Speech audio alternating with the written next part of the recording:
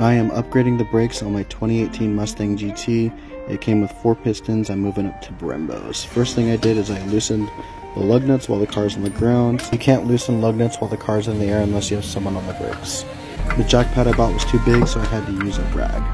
People say I can't call my car static, but if I can barely get a low profile jack underneath the car, I'm pretty sure that's static. The kit I'm upgrading with is from late model restoration. It cost me about $1,200. This is where I place my jack stands when I jack up the front of the car. When jacking up the rear, I like to do so from both sides at the same time, that way the car stays even on the jack stands as it goes up. I don't like setting the bare pinch welds down on the jack stands, so I use the rag as a cushion. This is probably overkill, but better safe than sorry. With the car on stands, I can now take the wheels off, or at least I thought I could.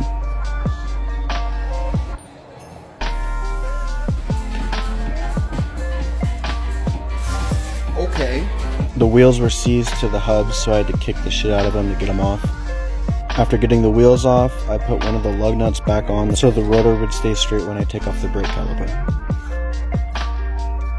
With the caliper off, I tried to get off the brake rotor, but it also was seized to shit. I hammered the hell out of them and finally got them off. The last thing to disassemble was the brake shield.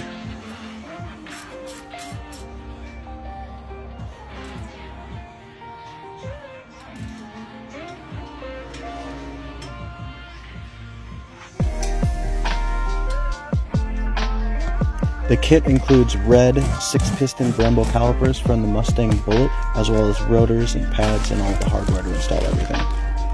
Here's the new caliper next to the old one, and the new brake rotors next to the old ones. The calipers were a little frustrating to build because the slide pins weren't going through the backing plates of the pads very easily, but eventually I was able to get them all assembled and ready to put on the car. But first, the new dust shield. I threw the new rotors on the car and secured them with one of the lug nuts.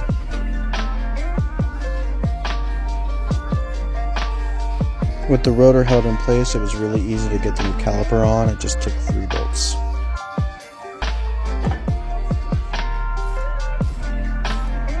With the caliper on, I bled the brakes and put the wheels back on the car. Here's how they look. If you have any questions, leave them in the comments.